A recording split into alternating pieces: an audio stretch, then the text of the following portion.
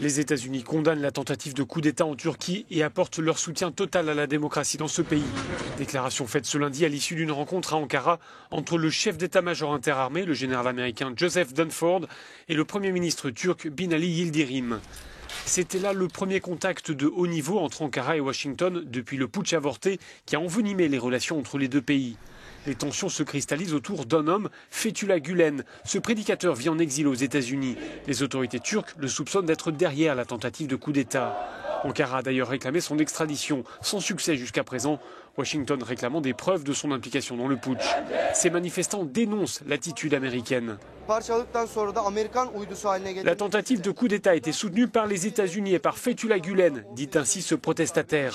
Cet homme est un des architectes du putsch. On ne veut pas du coup d'État et on ne veut pas de ce général Dunford. 2 semaines après le putsch raté, la répression se poursuit.